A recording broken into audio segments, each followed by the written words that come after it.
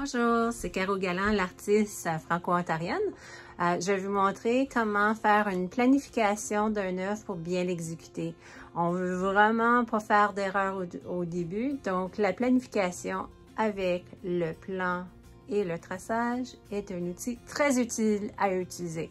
Donc, suivez et je vous montre comment résoudre ce problème-là. Bon, on a un projet dans la tête, on veut le créer. On s'inquiète vraiment à faire le transfert.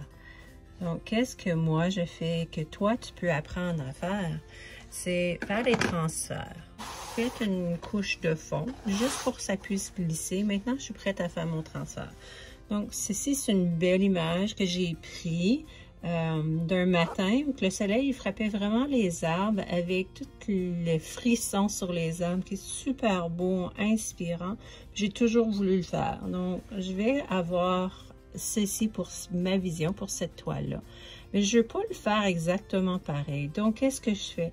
Bien, je vais faire un plan. J'ai un plan dans ma tête, mais je ne vais pas me tromper quand c'est le temps de créer. Puis, j'ai souvent des arbres dans mes bois qui sont enneigés de cette façon-là.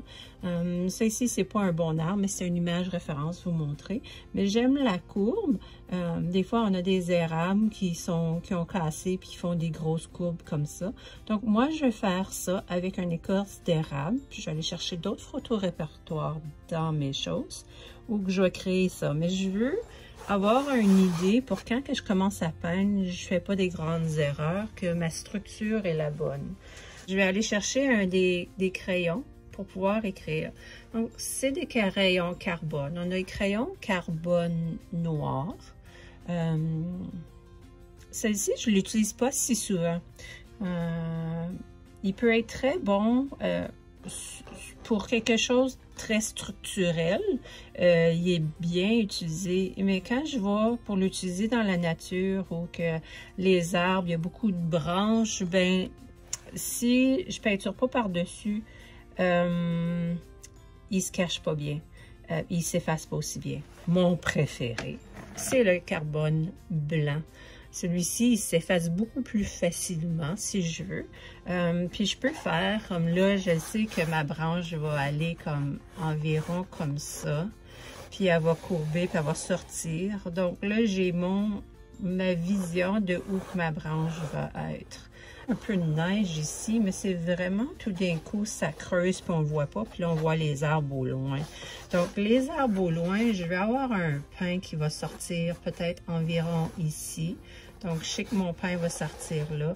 Mais ici, il va y avoir une grande noirceur que je vais remplir pour que ma clarté ici il va y avoir ma grande clarté. Ma clarté va sortir. Donc,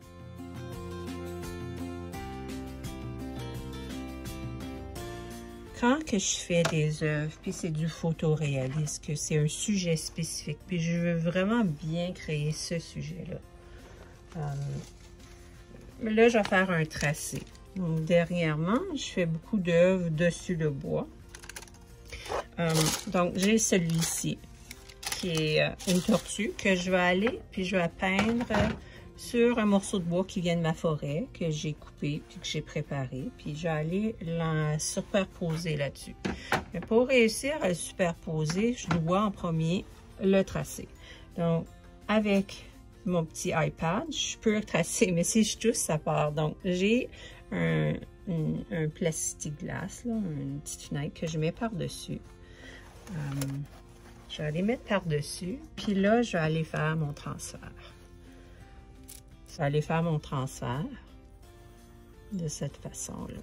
Puis, c'est juste une idée pour savoir qui est le sujet. Pas besoin d'être parfait,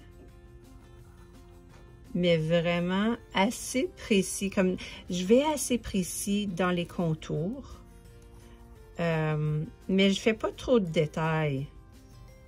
Les plus gros détails, je vais les faire à cause que ensuite, quand je transfère dessus ma toile, je repeins tout de suite dessus. C'est juste pour pas que je me trompe.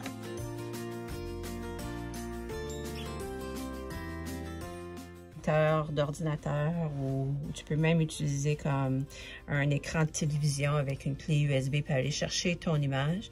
Mais j'utilise beaucoup mon moniteur d'ordinateur qui est très gros.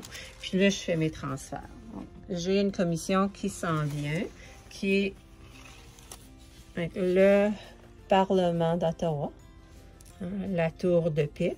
Donc, je l'ai très bien transféré. Mais j'ai pas été trop tout de suite dans les détails ici. Que je voulais juste avoir une idée où je la mettais sur ma toile pour ensuite pouvoir faire mon ciel puis pouvoir organiser mon ciel pour que vraiment je mets mon sujet en plan, en grand plan. Carbon, des papiers transfert blanc. OK, c'est un papier transfert blanc ou un papier carbon noir. Là, je n'utiliserai pas le noir sur celle-ci, mais on utilise le blanc, puis tu le glisses en arrière. Puis ça, c'est le fun à cause que tu peux les utiliser plusieurs fois. Vous voyez, j'ai utilisé tellement de fois, il s'en vient à la fin de sa vie, mais je suis encore après l'utiliser. Puis il y a un côté qui est vraiment mat. Puis le côté vraiment brillant, ça c'est le côté que je vais mettre sur à l'intérieur de ma toile. Donc, j'ai pris du ruban gommé, j'ai collé ça pour que ça aille bien. Ensuite, je glisse en dessous où que je vais faire le transfert. Et ensuite, je prends des stylos. Il y a des stylos que tu peux acheter, que j'ai comme ça ici, qui est exprès pour les transferts. Mais je vais utiliser aussi une plume de couleur, comme celle-ci, puis je vais aller faire mon transfert. Là, je ne le ferai pas trop, là. Je vais faire mon transfert. Je vais faire mon transfert. Pour que je me rappelle, j'ai fait cette ligne-là, puis que j'oublie pas une ligne, surtout quand c'est un sujet très compliqué, comme oublier une ligne, là, puis là, il faut que tu essaies de repositionner, c'est très difficile.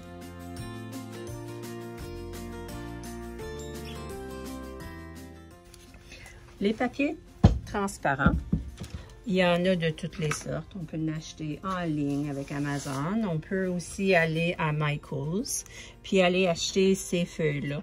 Puis ils peuvent être utilisés plusieurs fois. Donc, des fois, là, je vais utiliser un petit coin, puis après ça, je vois que dans mon ciel, je n'ai pas utilisé. Je la coupe, puis je la réutilise pour un petit transfert plus petit. Ça fait que c'est vraiment un papier qui est transparent, qu'on peut voir à travers qu'est-ce qu'on trace. Pourquoi l'importance des transferts?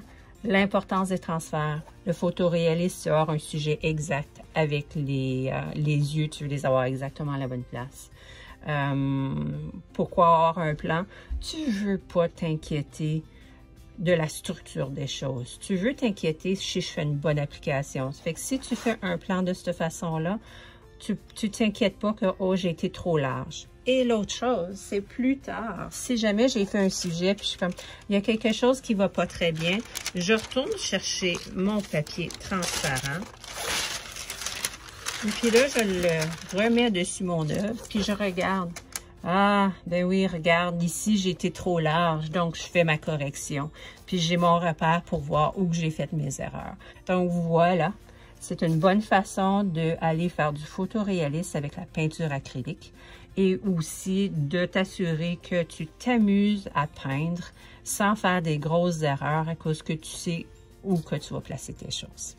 Mais je vous souhaite une bonne aventure de peinture et j'espère vous voir la prochaine fois.